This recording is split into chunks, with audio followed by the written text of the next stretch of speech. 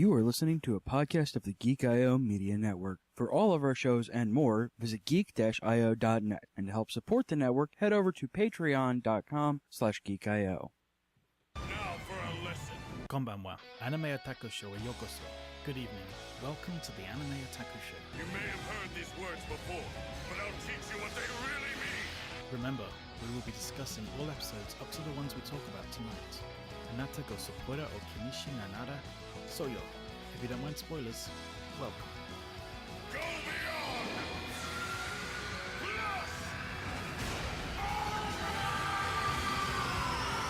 Yes, indeed. Ladies and gentlemen, konbawa minasan, and welcome to 2019's very first Anime Otaku Show. Of course, this is episode number 33, by the way, and I am CJ Fox Dad Boat. Joining me, as always, is, I'll get him out of the way first because he'll leave halfway through, Justin Fridged Fox Cub Carroll. Whoa, Fridged Fox Cub. Oh, okay. Yeah, I got it. Oh. Now I'm sad.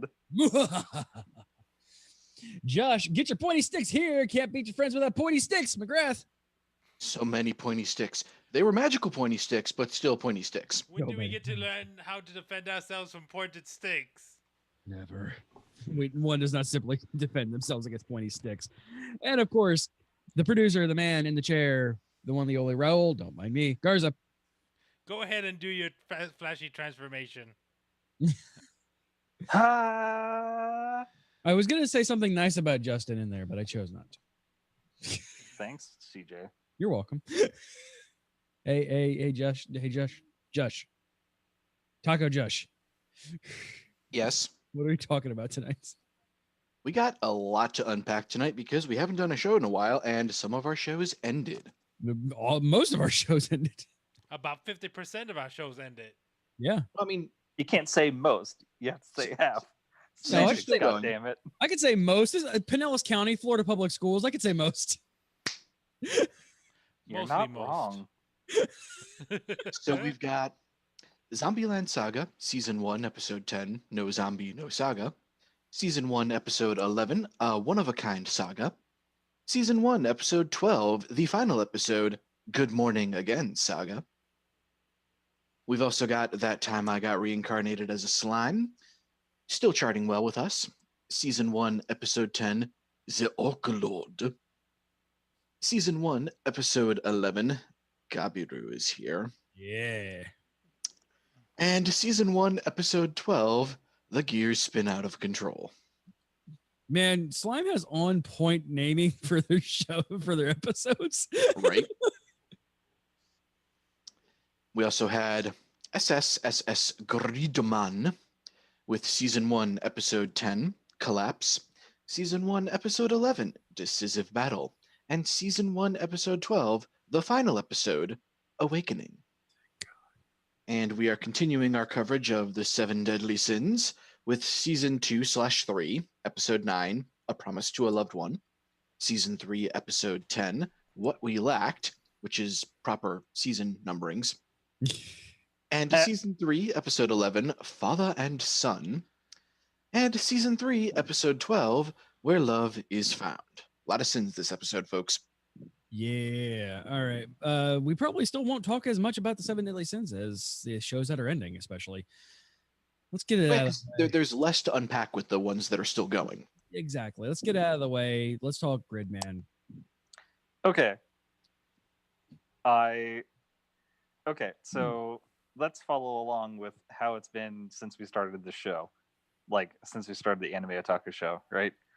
We're all huge Trigger fans, like pre-existing Trigger fans. Yeah. And then we get introduced to Darling in the Franxx, which has a strong opening and divisive middle, and then an amazing mid-series, like mid-season finale, right? You get to like episode 16, and it's some of the best damn television you've seen. I'm like, wait a second. No, it's done. And then I realized what you were talking about. Yes. Yeah, and some of the best television you've ever seen. And then the ending is a solid 7. That's it. That is big. That's it. Very generous. And then you get to Gridman, which Josh and you, CJ, are both a little bit differently enabled in this way because I did not watch the Samurai Cyber Squad. I didn't watch any of the source material for any of the original shows, and I Fantastic. don't think I've seen another Toku show from this era. Like all of the Toku stuff that I really actually watched was Heisei, right? Heisei is the new stuff. Show was the previous era. Yeah, Showa was everything before Kabuto, I believe, as far as Kamen Rider is concerned. And then Heisei era was Kabuto up. Okay, so I've only watched They're Heisei actually doing the last rider of the Heisei era, so. Yeah. So I've only watched Heisei stuff, but so we walked into this and I had qualms with the beginning of the series. The animation was lazy as shit. The panning shots, which I guess were apparently just a stylistic decision because they just kept happening in the series. But the beginning of the series was weak, and the middle of the series was weak. But these last 4 episodes were done fantastically well. I was not tired of them at all. Episode 9 was incredible. I know we're not talking about that right now. I missed that episode.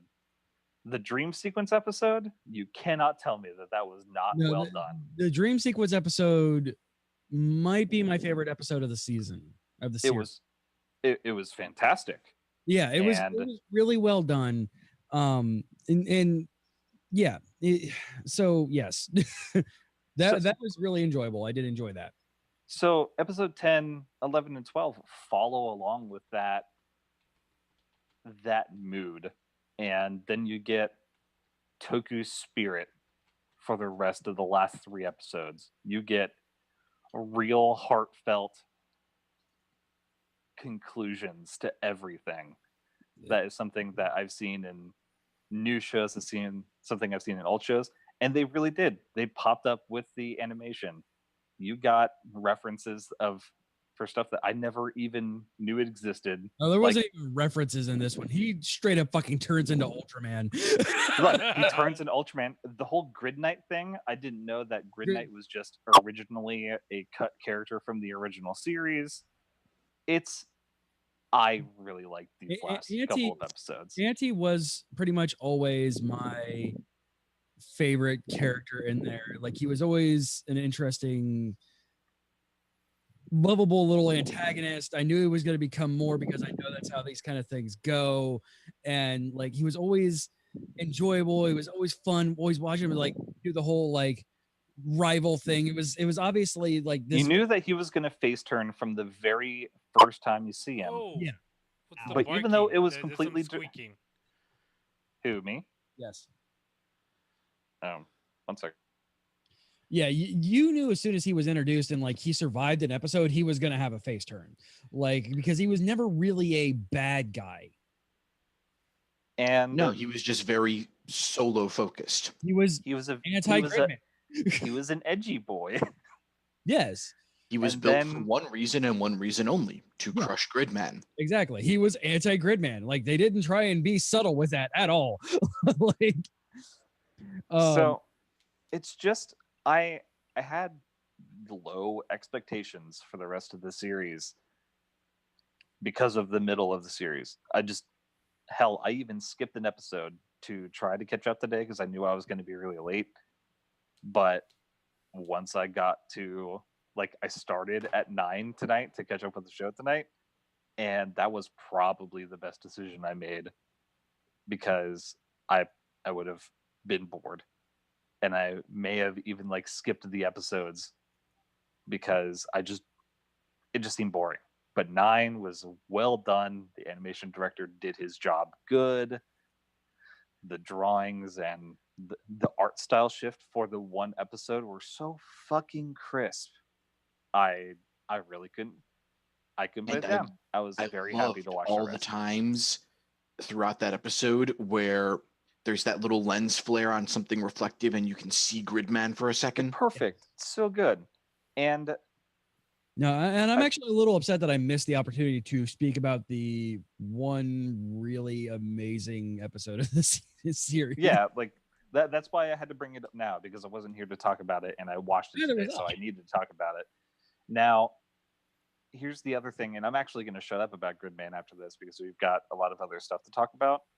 But the sheer amount of well done references for source material that I have never seen in my entire life, but still got super fucking hyped over, is, I think, a testament to how well they did the finale episodes of the series. That's just me. I'm done. So, all right. So you mentioned the fact that Josh and I both have. Josh obviously has a lot more Right. experience this one than I do. I am an unabashed lover of the old ancient ass Ultraman because my grandma and I would sit and we would watch it wherever we could get it. And she bought a whole bunch of VHSs with it on there. I fucking loved that shit. I love the old Godzilla stuff. I love like all of like the really ancient ass Toku stuff. Like Super Sentai, I couldn't really get into because I was a Power Rangers kid, and by the time I got into that, I had the whole Doctor Who thing of, oh shit, God, no. There's so much of this. And like, it was always that whole thing, well, so you can just watch from this season. This season happens to be a big anniversary season. Cool. Oh God, the references to fucking everything. And as I said, I really think it's a testament that the series made every single fucking reference. And it got me so invested on these last 4 episodes that while I had to go to the bathroom, and then I went to my phone to go read reviews on those episodes to research into what those references were and find out what it was. Like the whole little ending sequence of the little girl and having her grandpa kaiju in the background, saving Anchi. It was like so good. And I liked it. Kikaider, for those who don't know me at all, the fucking best. Has had a huge impact on my entire life. I came into this show because it's Trigger, unabashed Trigger fanboy, and because Josh reminded me what this is kind of referencing, and I'm like, oh fuck yes! Like I love the bad English Samurai Cyber Squad with Tim Curry being the bad guy and the okay. I have something to say about that one. Okay, I did not know what I was watching as a kid. I did not know that's what that was. It was just like it was on. Yeah, it was on early in the morning, right as I was getting ready for school to start. Yep. And I'm just like, okay, fighting. It looked computerish. Yeah, you had the VR Troopers and Samurai Cyber Squad Power Hour because it was like, oh, VR 90s. Ooh! Yeah. Got a funny story about all of this, actually.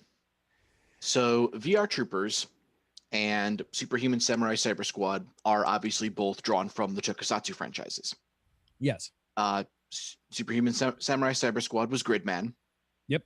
Specifically, is it Denki Chojin or something like that? Yeah, Denki Chojin Gridman. Electric Detective Gridman. And VR Troopers was actually a mishmash of 3 different Metal Heroes series. Yes. Very similar to what we had with the second season of Mighty Morphin Power Rangers, where they just started taking stock stuff and cramming it together in a blender to make a season. Kind of like we had Metal Idols, right? What about Beetleborgs? Big bad Beetleborgs! Beetleborgs was another Metal Heroes series called B-Fighter Kabuto. Yeah, I knew. Right. But anyways, so funny story about our childhood 90s. Who else remembers a little anime called Ronin Warriors? Oh, yeah. Of course. Oh, yeah. Fuck yeah. I have the DVDs now, by the way. We're going to be watching that at some point. Nice. Christmas God, gift from that Carrie. dub is so fucking bad. Well, here's the thing. It's got brand new subtitle job. That is good. Oh. So brand new subtitle job, so it actually makes sense. But I love the bad Canadian sub. The bad dub is still fantastic, and I think it's still there. But the problem with the previous set I had was the subtitle job was so shoddy. Sometimes the subtitles just stopped. Yeah. Yeah, they didn't and show. you would have entire conversations that you had no idea what the fuck was going on. Anyways, The reason that show was dubbed Ronin Warriors was because it was running at the same time as Superhuman Samurai Cyber Squad and VR Troopers. Yep. And they were worried because the actual name of the series is Yoroiden Samurai Troopers. Yeah. And they didn't want there to be any confusion about the names, Yeah. possibly connecting them to the other series, so they flipped it to Ronin Warriors. Yeah, and the Ocean Group was like, "Yep, Western audiences are too stupid to understand that they're two different things. So you get fucking Ronin Warriors." So funny little story there. But yeah, the finale of this series, I am very much the target audience for. So I will let CJ finish saying his piece and tearing my heart out. So I should be the target audience for this. I fucking grew up with watching this stuff, and like not even just the bad remakes of it, like Superhuman Samurai Cyber Squad and VR Troopers, like straight up, probably undoubtedly fan subbed freaking Ultraman episodes and like old ass Godzilla stuff. I should have loved this. I should have loved every single second of this. Trigger went out of their way to somehow make me really dislike this to a point where I almost stopped watching the show and would have just bullshitted my way through it. Because there for a while, I felt I could. They went out of their way to make me actively dislike 90% of the characters. They went out of their way to give me shoddy pacing and really shitty animation for fucking Trigger, of all people. Seriously. Where even their bad animation gives you things like fucking Kill la Kill. And let's face it, Kill la Kill's animation, not always the greatest. Not always the greatest, but I think the times that it wasn't the greatest, it was done intentionally. Yeah. All stylistic choices. Yes, but in the case of this, the first 8 episodes of Gridman were kind of just bad. They were like, they were bad. It was like a 5 to 6 out of a 10 scale for me. Yeah, like it was not good. I actively disliked it, especially like the fucking Hot Springs episode, because I'm like, oh yeah, they're gonna play that. Nope, they're actually just gonna play that trope straight. And wait, what was the Hot Springs episode? The one that ignited freaking Riku's thighs as waifu of the year. Oh, okay. But that wasn't really Hot Springs. That was just that was an episode 1 thing, dude. Yeah. Well, yes, yeah. And Hot Springs episode just detailed the fact that it wasn't limited to her thighs. Yeah, but it's just like I actually kind of liked the psychopathy that they were doing with evil waifu, and then the trigger flip made her to a god. I'm like, okay, fuck. All right, sure. I mean, we all knew that there was going to be a trigger flip. You can only be unique in so many ways. To be honest. I was kind of hoping that it would be a little bit better of a trigger flip than this. Like the fact that we can coin a phrase about trigger flips is not actually great. Yeah, they if you get what I mean. Trope, and because they have nailed it so hard, so many times, and so well. Like, you don't get better than like emotional impacts like fucking Gurren Lagann, and then fucking robots and robots fighting fucking planets, and like and you don't get better than everything. It like the whole life fibers thing going on in Kill la Kill, like, and even when they do it subtly, like they did with fucking Kisniver, they've set themselves up to fail. And between Darling's trigger flip and this trigger flip, 2018 wasn't a great year for Trigger for me. Like, I am highly disenfranchised with Trigger right now. I think that episode 9 through the finale. So episode 9 fixed it for me. I loved. Episode 9, I am really sad that I did not have the opportunity to talk about that episode, because I really, really, really enjoyed it. Episode 10, I didn't enjoy nearly as much. Like I felt like I was sliding back into preseason or early season stuff. Episode 11, I fucking loved. Episode 11 was fantastic. And episode 12 was them standing up, taking off their pants, whipping their dicks out, and just rubbing it all over the place. Fuck you, Trigger. No. Why? What were your biggest issues with episode 12? So, poosh, we are Gridman / Ultraman, this weird combination of the two of them. All right, fine. Whatever. We're back to that. Animation quality kind of takes a nosedive. That is a stylistic choice, I can say. Okay, given the rest of the series, I can't say that it was. When you have the rest of the series where they make stylistic choices like that, and when their stylistic choices the rest of the series are fucking awesome things like Gridman showing up in the Dreams episode, and like the cool things that they do with like even the school festival was really fun to me, where he shrunk down and could become the full Giga robot. Like that was awesome. And then just this last episode just felt like, look at us, we're Trigger, you're supposed to love us. See this stuff you loved when you were a kid? Yeah. So okay, I'm gonna let CJ finish there before I'm done. Okay. Josh is gonna tell me in every way that I'm wrong, and I don't care. Okay. I want to interject here before Josh takes off. Like a helicopter? I did not come in. I came into this. I know Trigger's pedigree. I know what they do.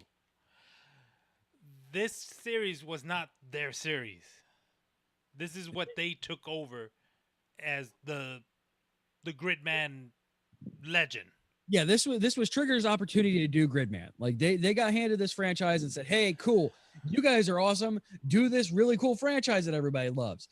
But I feel like they had to hit the certain points on there. They couldn't turn it into their own.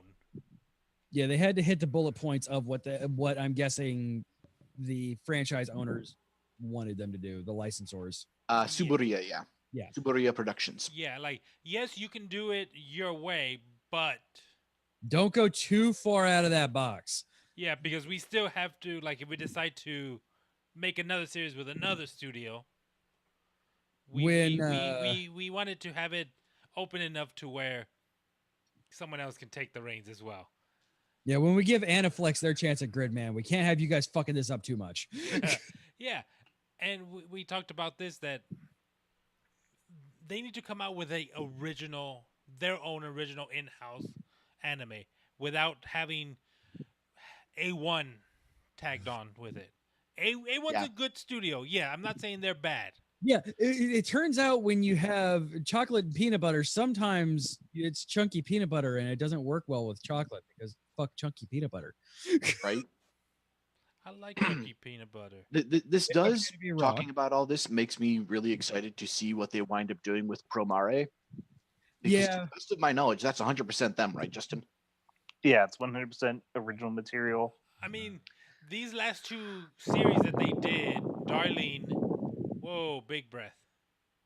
Sorry. Okay, Darlene and Gridman might have been them just warming up, or them like, hey, we need some cash.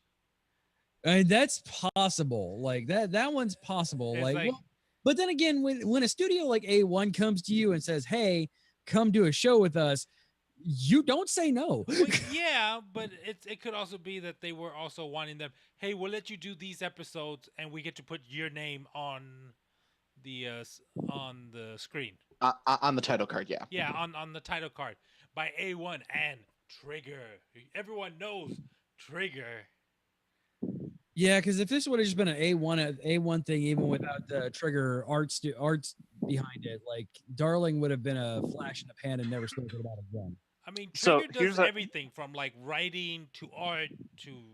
Yeah, they are their own studio for everything. Oh, okay. So here's a real big thing about about Darling in the Franxx as well. That, I mean, we all love to fan wank Trigger, but really Darling in the Franxx was a full-on production that, I mean, their story committee wasn't part of the storyboarding. Yeah. All of the story was pre-planned. Yabuki Kentaro did a bunch of the story planning and a bunch of the character design stuff. It was all whatever. Did they just use Trigger for their name and their their animation animation studio. Yeah. Yeah. So Okay. by the way, Promare is entirely theirs. It is Imaishi and Nakashima, strictly the guys who worked Gurren Lagann. Gurren Lagann. Yeah, that is literally Gurren Lagann 2.0. Yeah. Like, I'm okay with this as long as it's good as Gurren Lagann. Okay. Kamina is alive again. All yeah, right. Well, dude is Kamina just reborn. Josh, The Yeah, second Josh. coming of Kamina. Josh, It- give your please talk about Gridman in the way that So- you need to talk Just about like Gridman. Kamina. I enjoyed Gridman pretty much straight through. There were some things early on that were kind of infuriating about it, like not enough fights, because it's a Toku show. You need the big flashy explosions and Yes. the booms and the bangs and the transformation sequences. And then it started getting into the mid act and this last arc where it really started to hit all the sweet spots for me. Because, like I mentioned previously, I am pretty much the target audience for this because I enjoyed what I saw, when I was a little kid with the, version of it that we got over here, and then became a massive Toku nerd. So I would look into this stuff and see where it came from and get a feel for its roots. And the way they handled this end of this series end, and especially the finale, was beautiful to me. It was a love letter. Because you had the dream sequence episode, which was fantastic. You had shit start to really go south to the point where the main character gets fucking shanked, straight up stabbed in the chest by crazy waifu. Like, it just goes to show how out of whack this entire worldview is, and you get to see these little nods to just how dire this entire situation is, with there not being anything outside of this city itself unless this quote-unquote god makes something for them to go to, like the hot springs area. Yeah. We see the fact that, well, of course you like me, you were made to like me. And all of this other stuff starting to bundle together into this really kind of dramatic finale where Akane goes completely off the deep end. Like, she's flat out trying to kill Yuta, which, hey, look, it's not actually Yuta. It's never been Yuta. Yeah, This is the reason he doesn't have any memories, is because he's not Yuta. Yuta's sleeping. This is Gridman. He's always been Gridman here. He just didn't remember it because he had to split himself up because of import reasons. Your file has become corrupted. I don't know. Yeah, so they were Guys, plot. inside a Akina's like own little world. Well, we're going to get to this, and this is what makes the ending really fantastic, including the live action sequence at the end. So you get all these little things throughout the series, particularly from Anosilis II, which is the official name of the little kaiju girl. Her father was a kaiju named Anosilas from the original live action Gridman. It was a peaceful monster who was brainwashed, and Gridman had to stop. But in true fashion, because it was not originally an evil monster, they didn't want to kill it. You remember that song that Anosilis II was listening to on her headphones that she played for Yuta to keep him from going to sleep when he went through the fog? Mm-hmm. That's a piano rendition of the opening theme to Chujin Denji Gridman. It's called Yume no Hero, Dream Hero. Yeah. And it's that song, piano rendition, that brings the original Anosilis back to his senses. Which is in itself a nice little nod. And then we get into the finale, which is all sorts of batshit crazy. Akane herself has become a kaiju because Alexis just don't give a shit. He's an empty monstrosity who can only feel things by abusing others. And this isn't the first time he and Gridman have fought. As once we get the entire band together, it's not the same access flash as it originally was. We get the classic transformation device that I actually had one of from Superhuman Samurai Cyber Squad. I still have fond memories of that thing. I was talking to Carrie about it after it happened in the episode. And Gridman does a second transformation, not into the big armored full-powered mode, and not into Ultraman, into his original, albeit animatedly rendered, form from the original Tokusatsu show, which prompts Alexis to say, what a nostalgic look. Because it's his original form, his real form, his true form.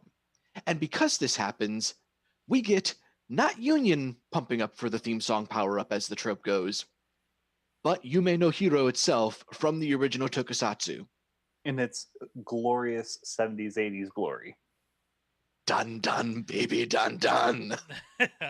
So the fact that they all had what was it called? The Flash? Acceptors. Flash acceptors meant that they weren't all sharing a power. They were all Gridman originally. Yeah. With the exception of Auntie, who became Gridman in his own way. Grid Knight. And why he had one at the very end. Yeah, Grid Knight, which was amazing. I loved that. Grid Was Knight. Fantastic. I'm the only one who's allowed to crush you. So until I can, I'll fight beside you. God damn it, Vegeta. But yeah, we get this final transformation, and even though he's in his original full-powered form and he's got his theme song blaring, he still can't quite beat Alexis Kerub, because this is an essentially immortal thing that is just going to regenerate any damage that Gridman does to it. And so Gridman gets to the heart of the matter by unleashing his strongest technique. Not the most powerful, not the most damaging, the Fixer Beam. The Fixer Beam. Is that new, or is that... No, that is from the original series as well. I believe it is actually Anosilas, the original, that teaches it to him. Oh, that's good. And so with Fixer Beam, he's not attacking Alexis. He's attacking the darkness in Akane's heart. And we get to see the entire point of the series in just a little snippet on screen as everybody's loading into Gridman. It's not access code. It's special signature to save a soul. SSSS. Gridman.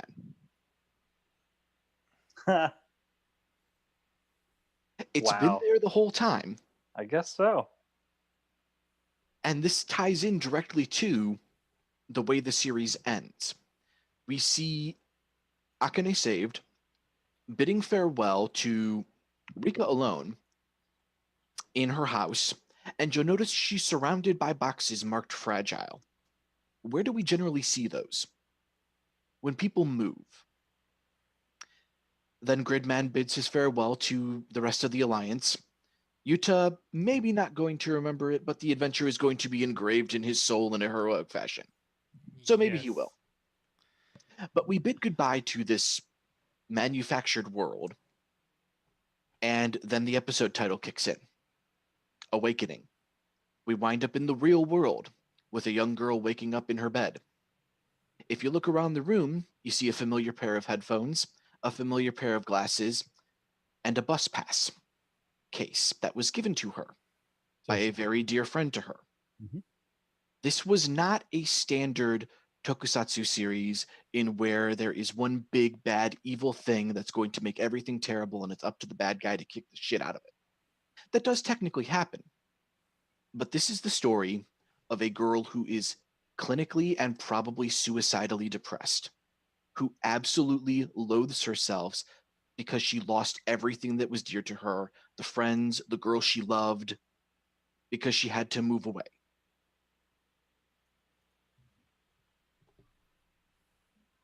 And that's why it's a really damn good ending to me.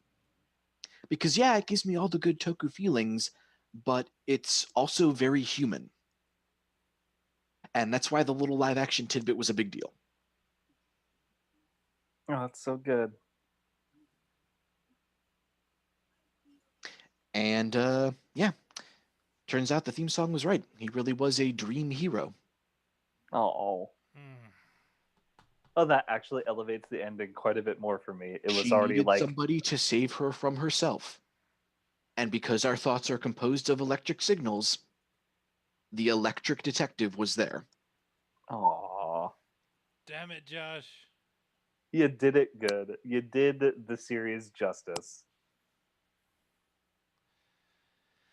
All right, that's one in the bank, right? That's one more series down. Yep. Boop. All right.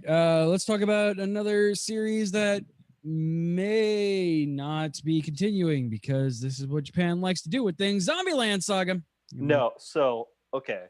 Zombieland Saga broke sales records by like a ton, and they're also sponsored by Cygames. I think we have season 2. Yeah, think is the key word there. So But let's this say is let's things say this Japan instead. likes Let's to say do. this Japan- instead.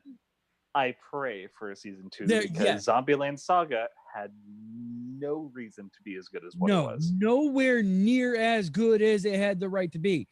Like there is no like Okay, there's two nothing parts. knocks me on my ass for fucking 20 minutes. The fucking zombie waifu show. Okay, so with Zombieland, I want to break it down to 3 parts real quick: story, animation, and characters. Story, fantastic. Story is like a 9.5 for me because that was an unexpected story. And CJ, you texted me that one day and said Yes. you were literally like nearly unconsolable for a little bit because of what was happening. Yeah. As a new dad, like a new dad to be, I like, especially to a girl. Like yeah, like my brain was just doing stuff while I was watching that episode. yeah, and not great things. Like It was I very much enjoyed pretty much every episode of that show. Every episode had strong points, and there are not many weak points in the story of Zombieland Saga that I can point out. Yeah. However, when you are No, talking all of the about, weak points were in the animation. yeah, I said, as like, yeah, when you split it into 3 parts, animation, this is the gloriousness. man, Yeah, it's well, just okay. it's CGI. The chicken wasn't CGI, was it? The no, chicken dance? the drive inventory was all just hand drawn.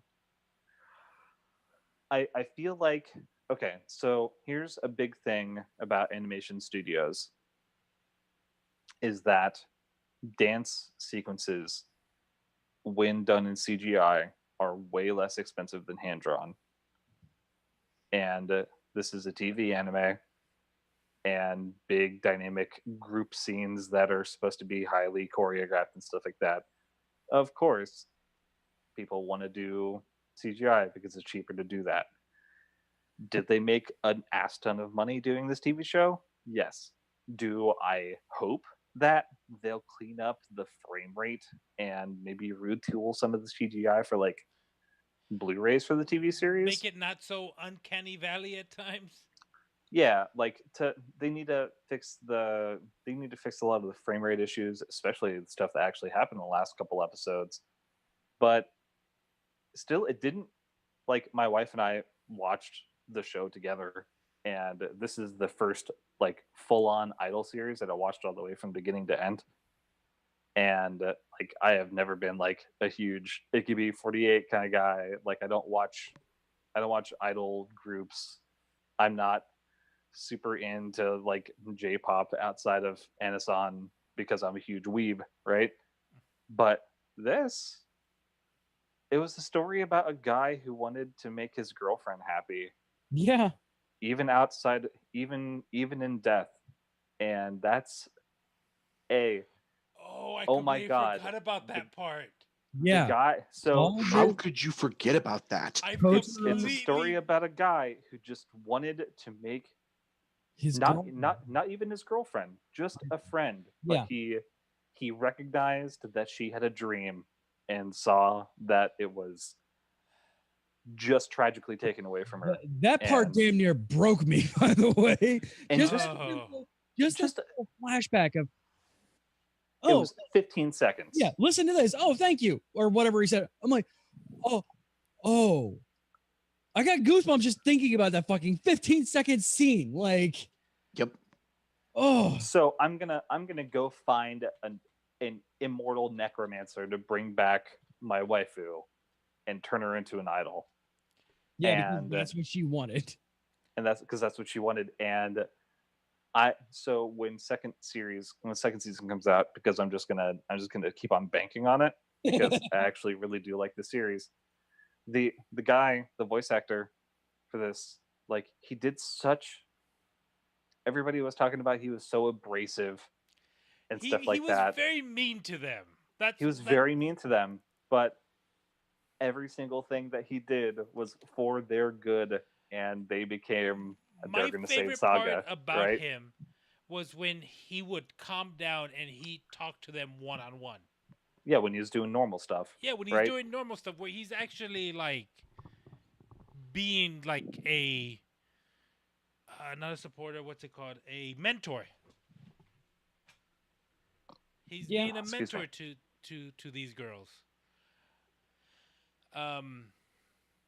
And was it? Is it Sakura? Number one, Yes, Egg? number one. Egg. Her name is Egg. Okay, Egg.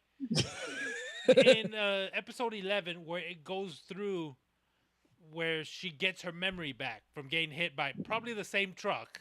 Raccoon. Yes. Not gonna double lie. isekai. I checked. Double isekai. I checked. It's not the same truck. I actually painstakingly paused frame before I said it, Nice. Thank you, So- Josh. because I wanted to know. She got smashed by two Okay, trucks. So yes, but I thought that it was going to be driven by the manager. I seriously Yeah, thought. that's like my wife and I were both joking about this. Like, oh man, what if that truck was originally driven by him? But no, that would have been Yeah, that would have horrible. been really horrible. Yeah, No, his intentions were much more pure.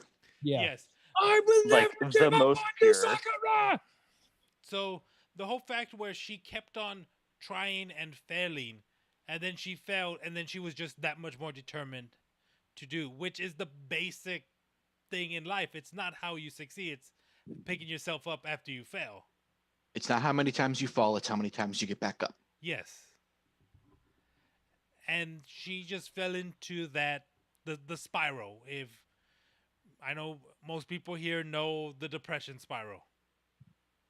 So Everything I try always winds up failing, so why should I try? Yes. So Raul got grumpy about this one, and I had said something at the beginning during the pre-show of, so you mean that you don't? I mean, might not be something that you can fully relate to, Raul, but tell me if this has anything that rings a bell to anybody here. You put your name and your face to forward in front of a bunch of your friends, and you try as hard as you possibly can, and you are the shoulder for everybody to cry on, the shoulder for everybody to speak to.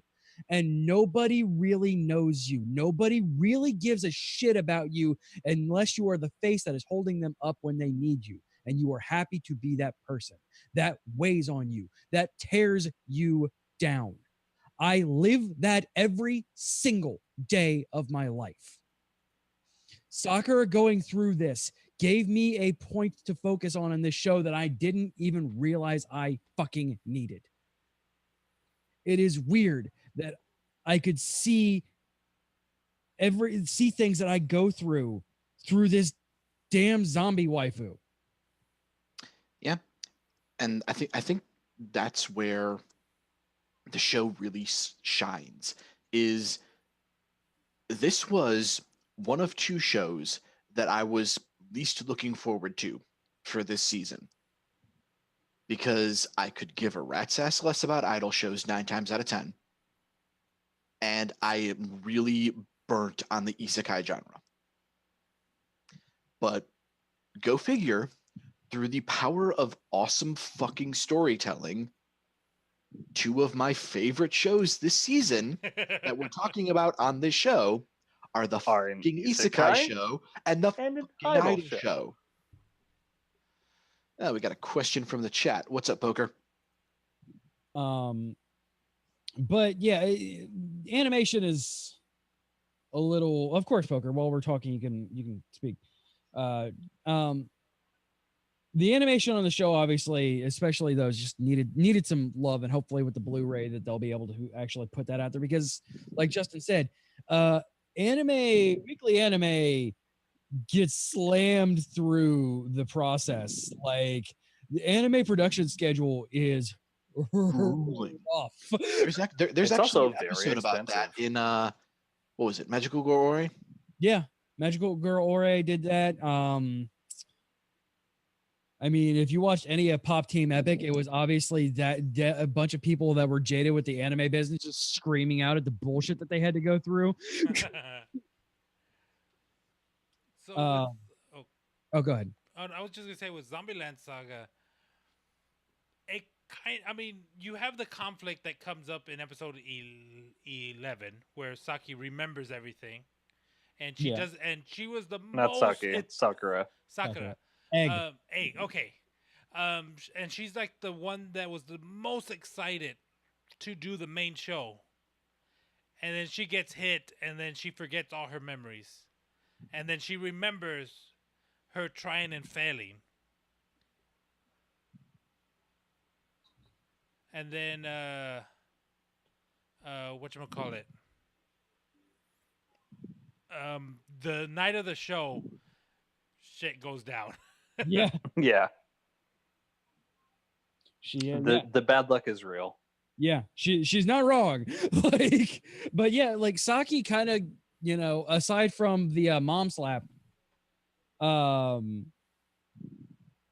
thank you, Poker. Yes, indeed. Rest in peace, Mean Gene Okerlund and Dennis Hopper.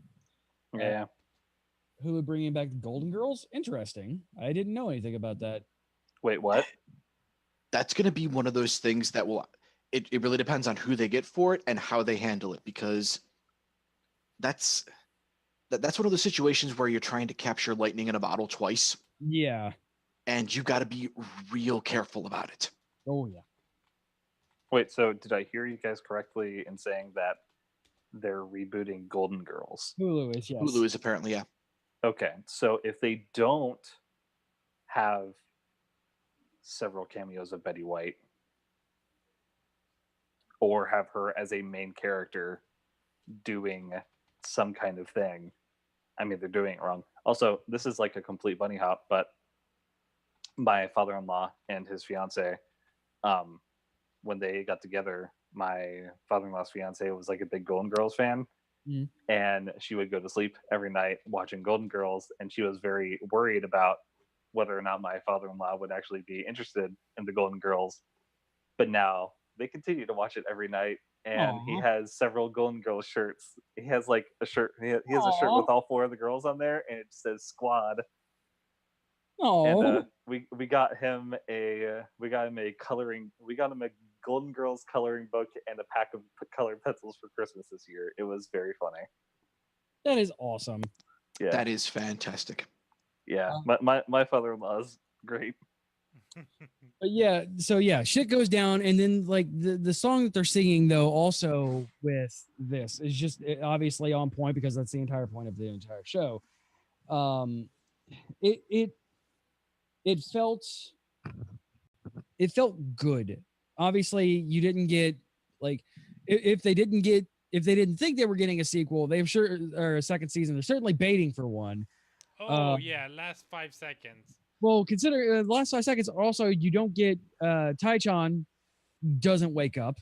You don't see why she is legendary, but you just know that she is legendary. Legendary Tai-chan.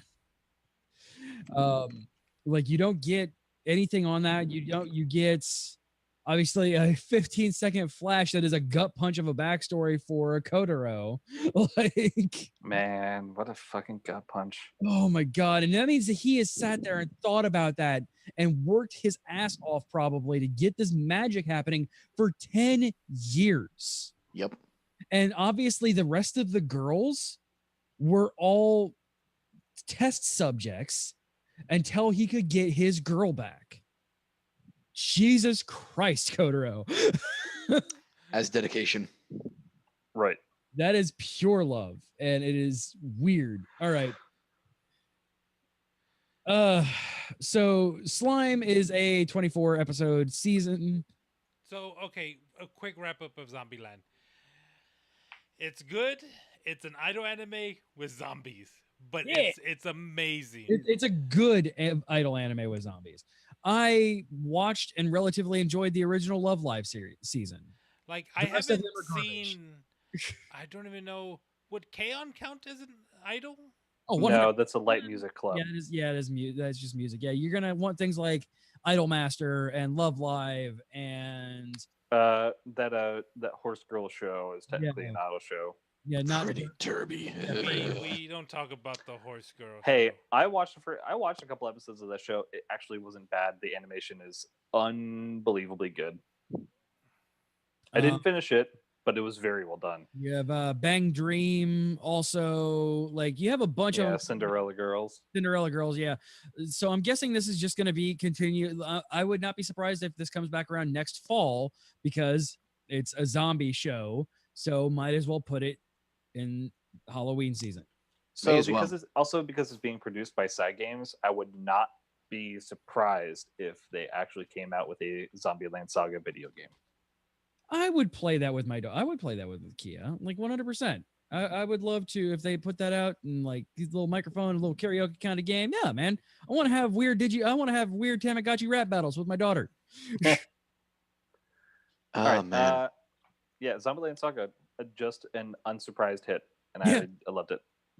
Really, the only thing I didn't like about it was those awful CG sequences. Yeah, where it's like they got the Hatsune Miku Vocaloid the animation software for like $30 off of eBay.jp, and like, cool. This is what we're using. This is what we're using. It's more like you use Source Filmmaker. They didn't even get the Vocaloid software. Yeah. So let's talk about Slime.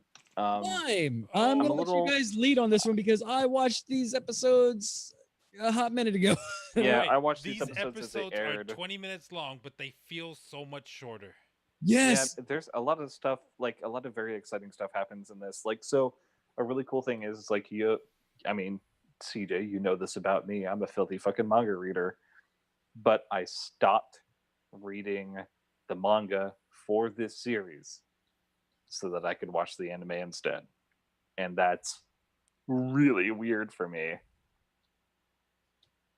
I am just absolutely surprised that I actually decided to drop a manga series, drop not the source material, but the adaptation material to enjoy how well they've done this show. And I love it. Gabiru is fantastic. Oh He is my such God. a fucking twit. I love it. So if you look for Tool in the dictionary, you've got him in there. You've got a picture of Gabiru. Main villain. So here's the thing. Here's the thing about Gabiru though, as well, is that it's not his fault. It's really not. It's his lackey's fault for being He disillusioned. fell for his own hype. Yep. Yeah. His hype squad was just too strong. Yep. And I mean, of course you have whatever that dude's name is, whatever. Gilmood. But it's really good. I'm super happy with how well they've done with the series. The point where I am in the manga was right after this arc was finished. So I know what happens in like episodes 13 and 14 and stuff like that, but I'm still enjoying all of it. It's still very good.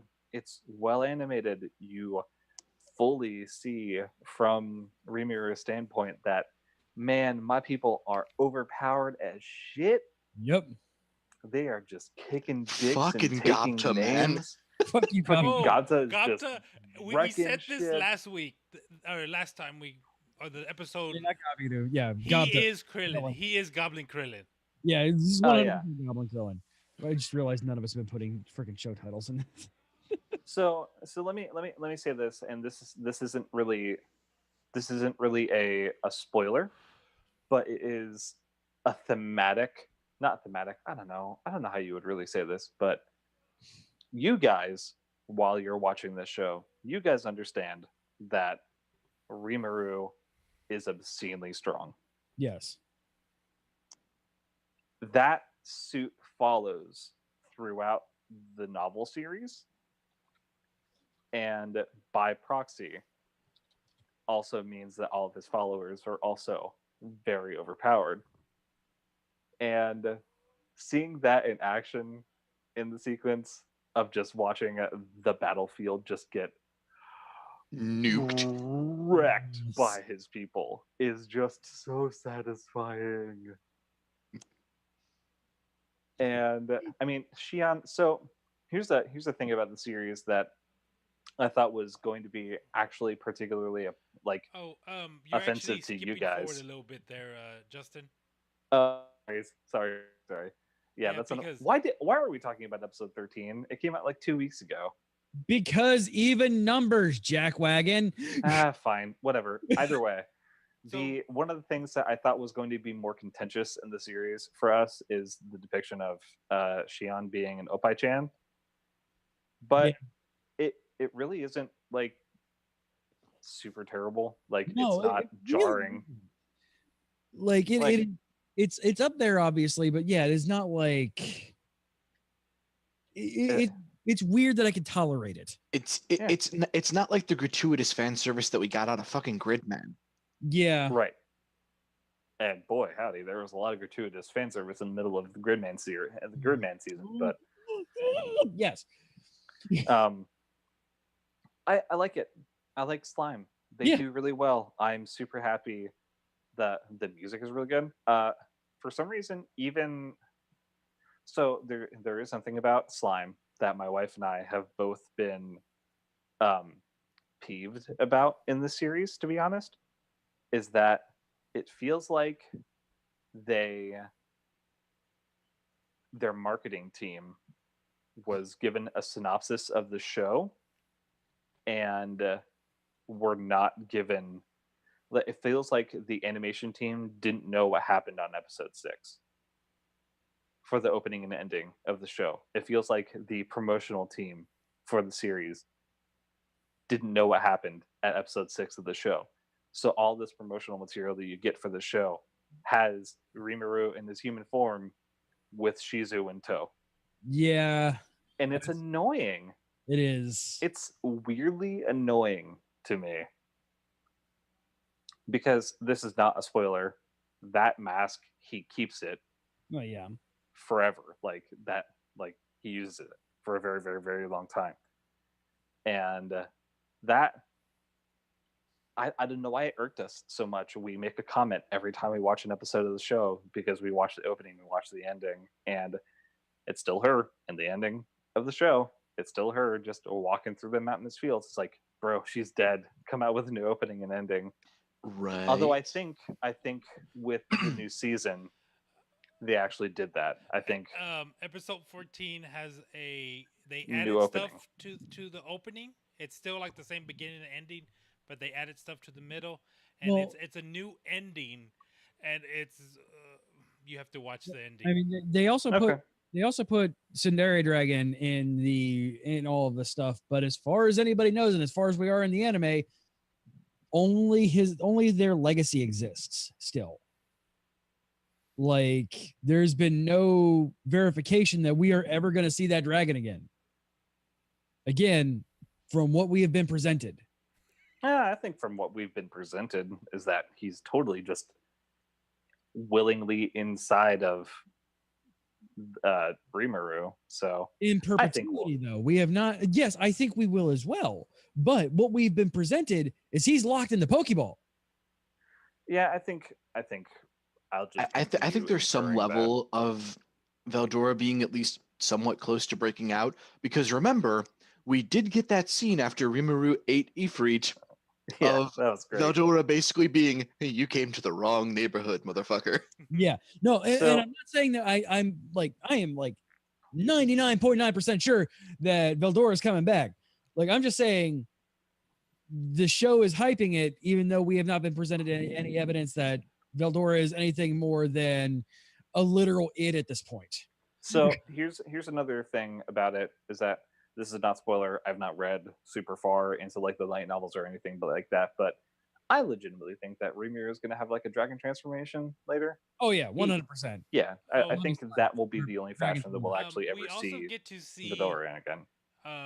Rimuru does not make the sole decisions for the entire village. He has a full council. Yeah, Rimuru is not stupid. He's like, yep, I realize that I may be strong, but I am not able to lead all this. But he has other members there that we don't know yet. Yeah. They're kind of like the token goblin with glasses, random female goblin. But yeah, it's like, and then he's got people. Yeah, he's got people. He's got his scout. He's got his wise man. He's got his blacksmith. Everyone's there, and Rimuru's just there with sitting like L in the chair sipping tea. Pretty much, yeah.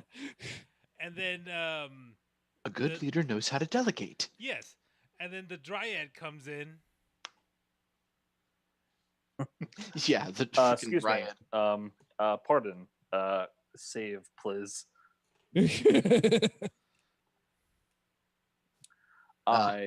Also, please. After watching how much Gabta absolutely wrecked Gabiru's shit, it got me wondering, how fucking strong is Rigurd? Oh my god, yeah, man. Let Rigurd smash. Rigurd is not only like 3 times the goblin, or hobgoblin rather, that Gabta is, but he's also specifically been referred to as the Goblin Lord / Goblin King. Yep. That's technically a title on top of his name. Yeah. Well, the thing is, Rimuru gave him that title so he didn't have to deal with the stuff. 3 times the goblin. Think about it, though. If Gabta can wreck that much shit as literally the thing we were Krillining, yes, how strong is Rigurd? Because he's constantly flexing, so you know his game is on point. Yeah, just on Jojo point. is fuck. Like he's gonna straight up just walk into a fight, yell out a musical number, and we are literally just gonna get JoJo in here. I don't think anybody would be upset about that. Nope. Not even people who hate JoJo would be upset with Rigurd just running, like walking into battle and just saying "Back in Black" and then just fucking shits. So we find out that what's his name? The scout, the assassin. Oh yeah, he's a good. He's Soen, I think. Yeah, Soe. like he was about to like just rip slice this lizard dude's head off. Do not speak ill of the great Rimuru. Yeah, don't fuck around, man. Like these guys are not. Also, speaking of Soe, can we stop and take a moment to appreciate the fact that Rimuru has just embraced his agender nature, their agender nature? Yep. Yeah. To go, she's hot, he's hot, they're hot. Yeah, like exactly. Oh no, he's hot. Him checking out the entire the Oni squad. Like he's hot, she's hot. Why is everybody hot? Man. And then his personal secretary / bodyguard. Oh my god, the fight between Her and the princess. her Adorable. and the princess was fantastic. I just remember like, I love this so much. Oh god, why am I loving this so much? I'm dying. And I think in Orc Lord, also naming people instantly, like name one person. Ugh. Yeah, we got our orc boy. I wish we were that female lizard folk scout, the daughter of the chieftain. I am surprised she made it through that episode without a name. Yeah, exactly. Right. Yeah, like the sister. Yeah. Yeah. I don't know if the rest of those people get named. I hope wonder. so. Like the lizard people actually have really cool personalities. Like yeah. And I'm also wondering what's going to wind up happening with that trident. Yeah. because Did you watch episode 13? No. Oh, okay. It's specifically referred to as the Tempest Spear or Tempest Trident. Yeah. It's like, where else have we heard Tempest? So, I'll just quick, let you know, Josh, it's very cool. So, quick question. That sword. Oh no, that's too far ahead. Dang it. That's why I get for Welcome to watching my world. I am like caught up to today's episode of Slime. Yeah. Welcome to my world. I do this shit all the time. But All like right. Slime is so good that it's like, oh, it's great, it's great. What do you mean it's over? Yeah. Oh, yeah. Damn it. All right. Speaking of stuff that's so great and then it's over, we got some sinning to do, you guys. True. So Justin and I are the filthy manga readers on this one. Correct. Okay, Justin. Training arc. Yeah, training arc. Yep, we got our druids. We got our lolly druids beating the shit out of Meliodas. Like, well, emotionally wrecking him. Emotionally beating the shit out of Meliodas because, oh my god! But by the way, if you can't tell the kind of person that Meliodas is going to be for the rest of the entire fucking series, yeah, why would I kill my emotions? I got them right here. Yeah. Come at me, bro. Like, if you had any doubt of the kind of person Meliodas is, that episode's like, yeah, why would I kill them? That's dumb.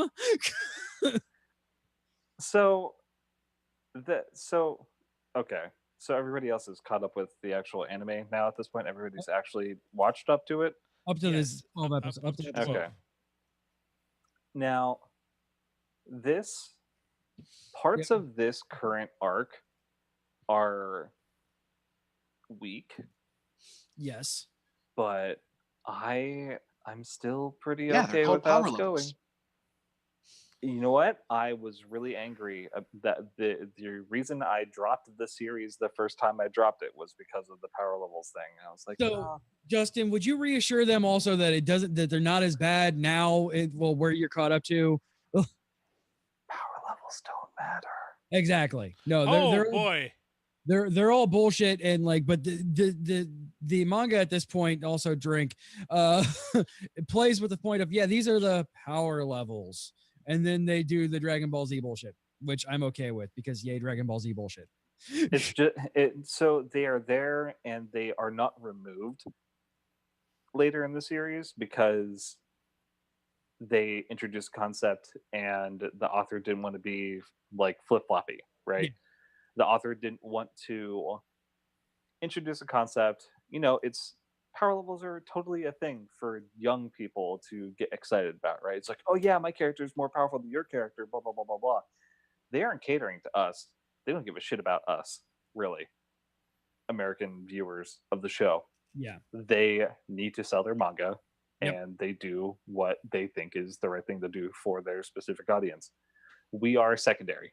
Yes. Which is okay. We're still consuming said media and it's fine.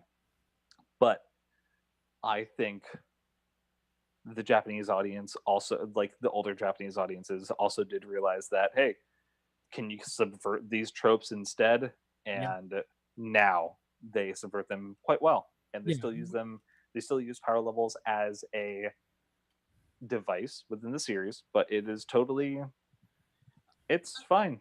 I'm okay with it. There's a thing that's happened right now that could have had a very, very easily dropped Frieza's power level is 535,000 or whatever his fucking power level was. Like they could very easily be doing that right now in the series, but they don't. Like the power levels are for the most part restricted to splash pages. Yeah. Like you'll see Zeldoris power level 99999999999. Fuck Zeldoris. Fuck Zeldoris, seriously. I think the reason it's so egregious is I didn't miss them when they weren't there in the first place, and it's Hawk. Yeah, and again, Hawk is merchandise pig in Japan. Like that is his entire thing. And Hawk with an earring is another way to sell another Hawk toy. And then there's Dragon Hawk. Yeah, Dragon Hawk. Another toy. it would be so much more palatable if it was like Gother's intellectual analysis of the attributes of the individual fighter. Or even if they Providing stick the it power to levels. Merlin doing it. Yeah, either one of the particularly brainy characters breaking down the attributes, through magic or whatnot, that would be fine. But the fact that it's fucking Hawk, fucking every 5 minutes, practically some episodes, always wrong, and always, wait, this person is stronger than me? Yeah, I mean that's always been his character though. Like Hawk has always been, I am the strongest because I am the captain of order of crap disposal. So I have to assume that many people's issues with Hawk are similar to many people's issues with, say, Asta in Black Clover, right? Yes. That his VA is grating. Minetta. Also, real quick side thing, they had to like seriously limit Merlin's power, right? Why do you think she is currently a floating ball? Right. Yes, because she is Deus Ex Machina, almost literally. Yeah. Because the author wanted his balls in Merlin. I mean, who doesn't? Yeah. But so I did the manga, like admittedly, this arc, it was a minute ago that I read any of this stuff for the arc. I don't remember the arc hitting as nearly as a emotional response with me with Zhivago as the anime did. Yeah. Zhivago's introduction and story and you're talking about the Fox Dad. Fox Dad. Yeah. Oh my god. I like that character enough to have remembered his name before he was reintroduced. I saw him and I'm like, oh, it's Zhivago. And Rachel goes, who's that? I go, no. Foxlock. So, we get backstory on more backstory on Bond. How dare they fucking make me like the fucking character I already like the fucking most? Yeah, exactly. Yeah. If you didn't like Bond, here's infinitely more reasons to like Bond. When I read the chapter originally, it just hit me like a fucking ton of bricks. And I didn't watch these episodes. Like, I was busy watching other things, right? Porn. But I knew what episodes you guys were talking about. But oh yeah, so you don't still remembering what the Zhivago chapters were like. Still, they hit me like a ton of bricks. They're so good. And it is even, I feel like they actually do more with Zhivago in the anime than they did in the manga. And I'm happy to hear that.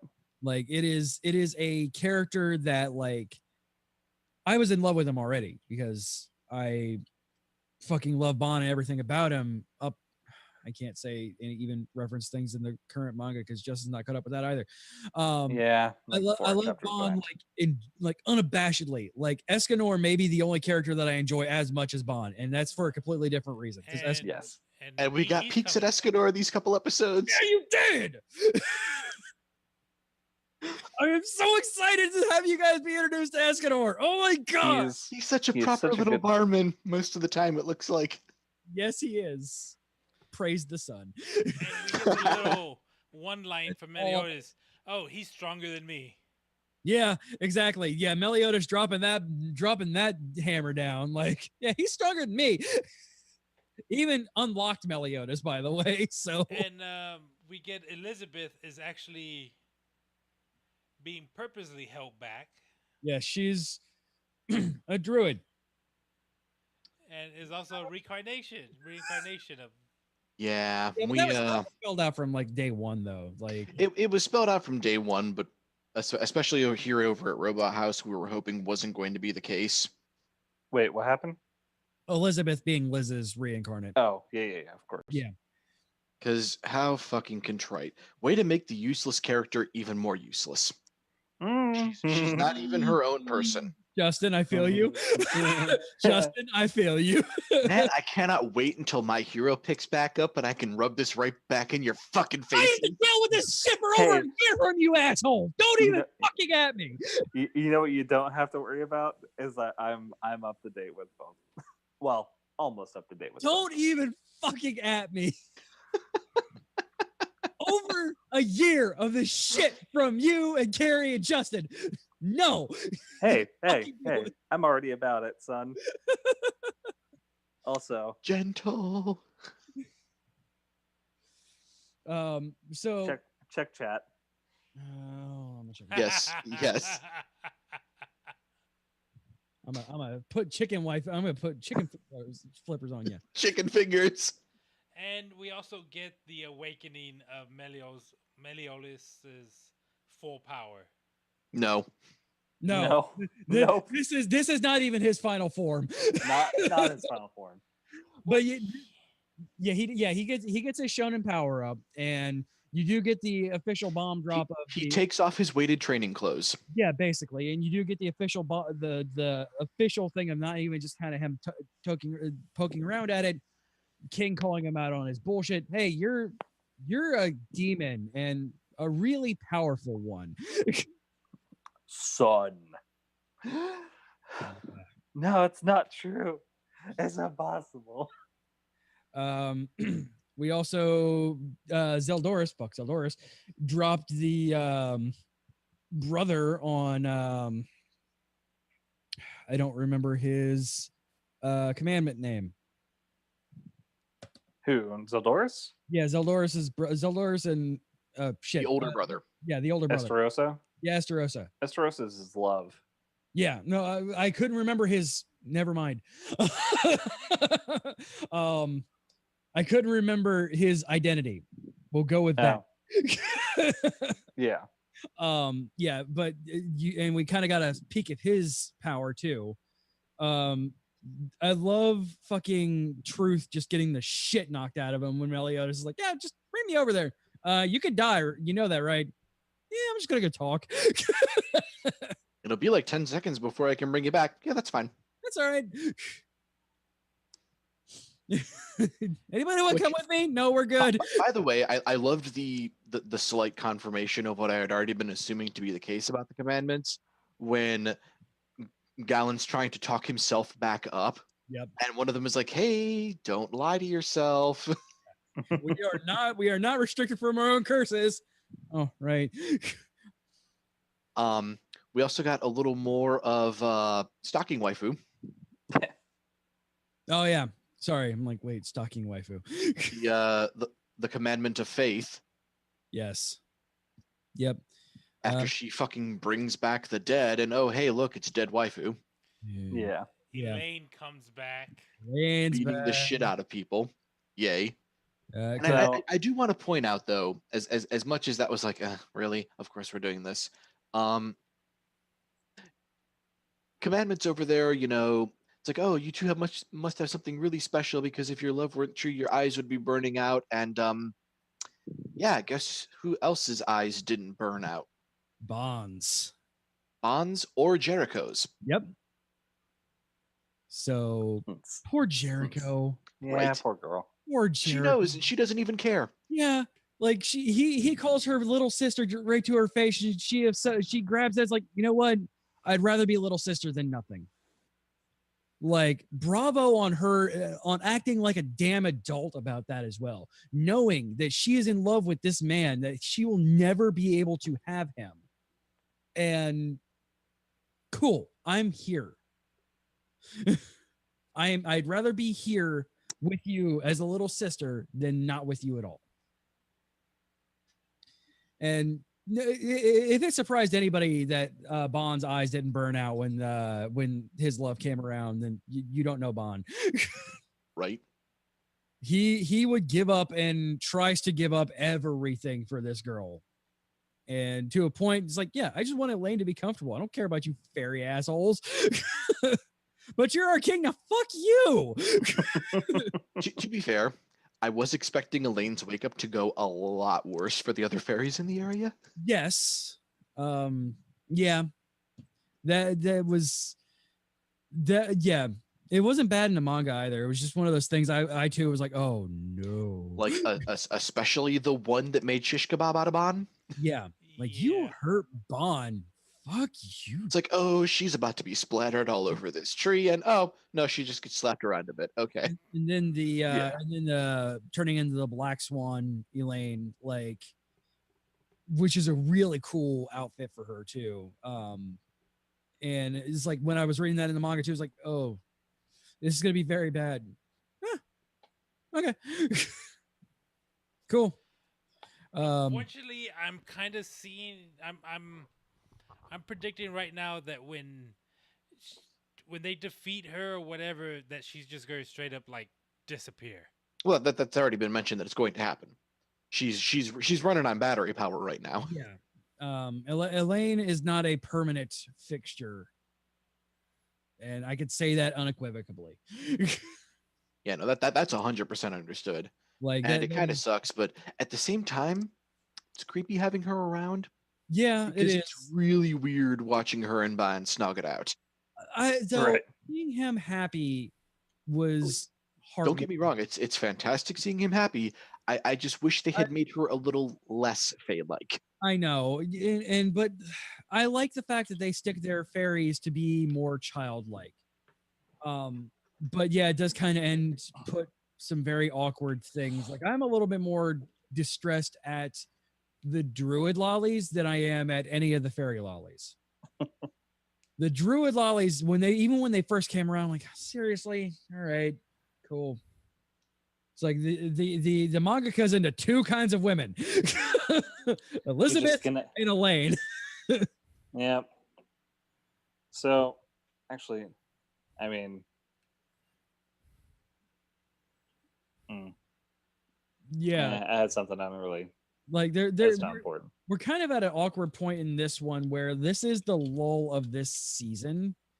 It does kind of escalate very quickly, very fast going. Like, it is a little distressing that it took so long into this season to begin seeing the light.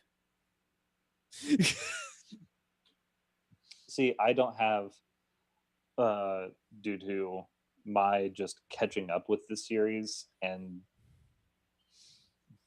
surpassing this arc of the anime fairly quickly, because all I did was just marathon all the way through to a certain point, like half a year ago.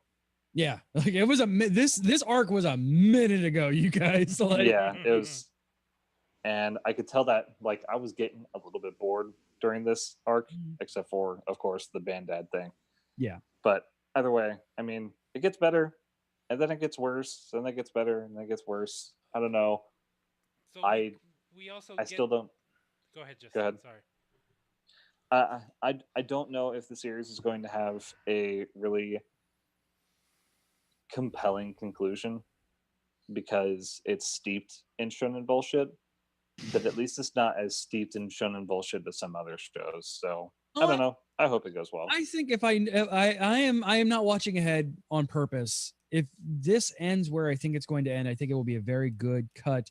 The series itself,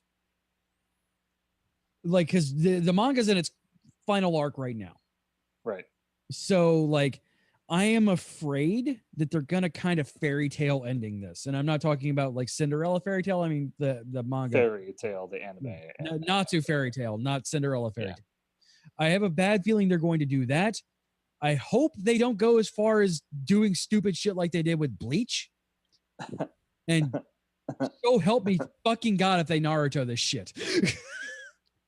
I mean, apparently the best fairy tale material in like ever is going on right now. 100 year quest stuff that's going on. Apparently it's just fucking super it's just super fun, and I'm like, man, I feel like I should go back and read it, but it's real good. It's only 12 issues.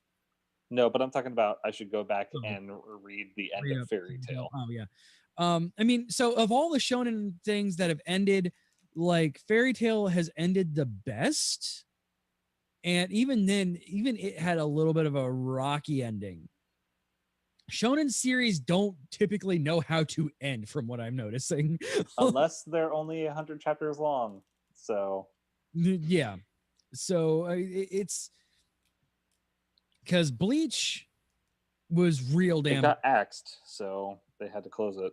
Yeah, like it was like we could have maybe had a better arc out of this, but yeah, somebody threatened to hang Kubo. Yeah, Kubo from a rafter if he didn't end this goddamn thing. So he's like, "Yes, I'm sorry." I just wonder how One Piece is gonna end.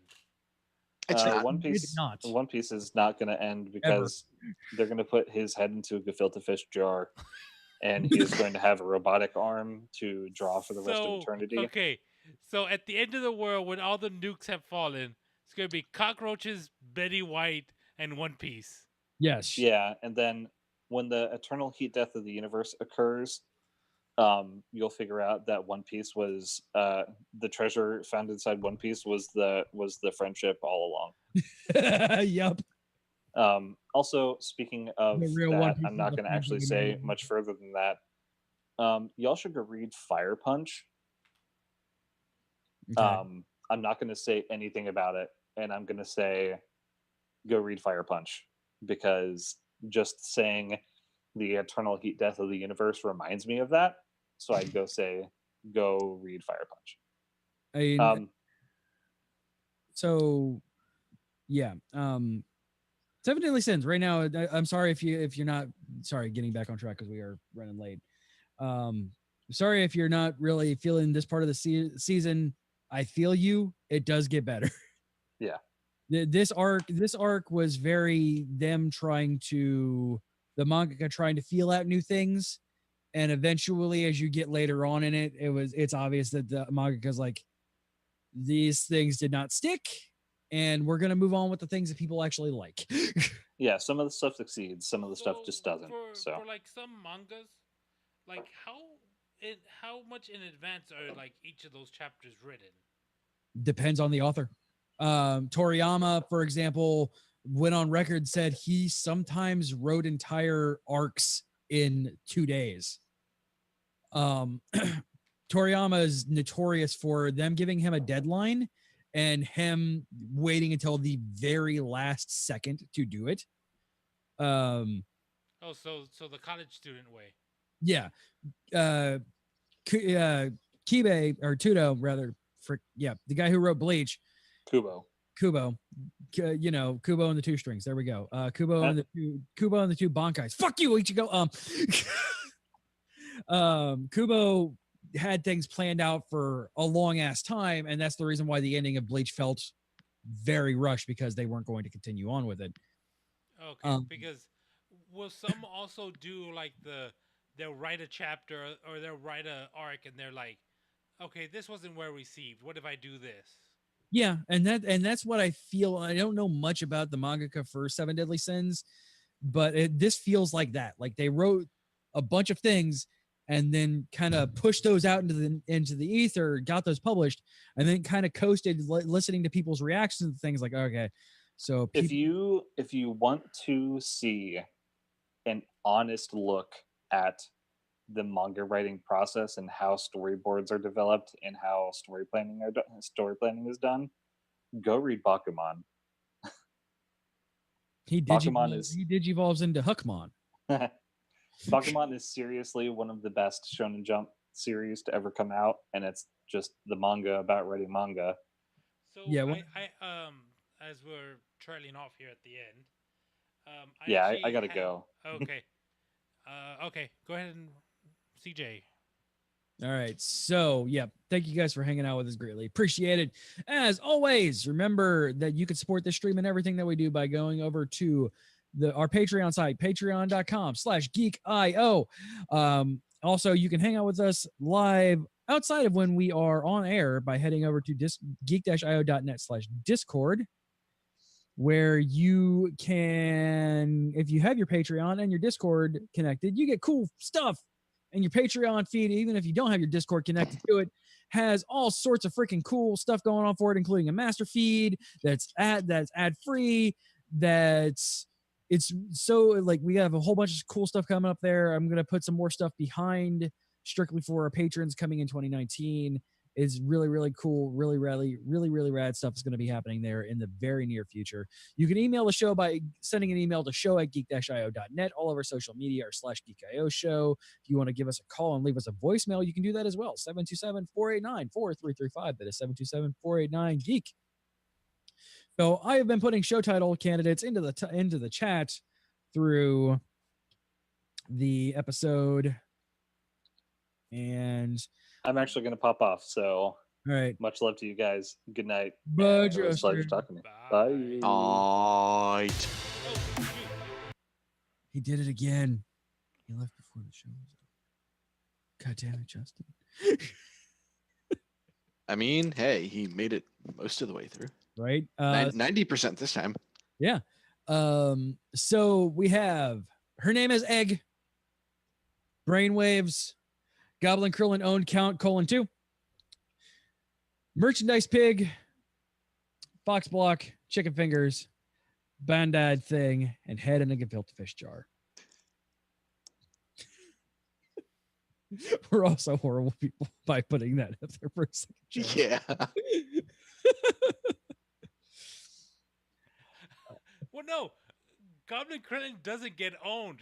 He owns other people. I know, but it's the point of it. That's the joke. Exactly.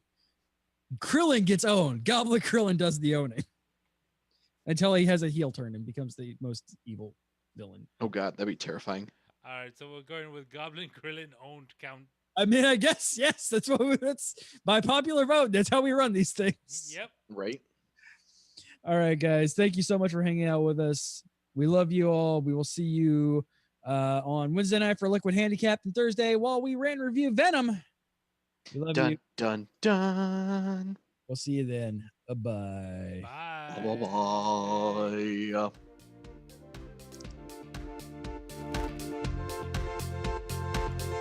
You have been listening to a Geek.io Media Network production. Would you like to convert that to pounds? Copyright 2019.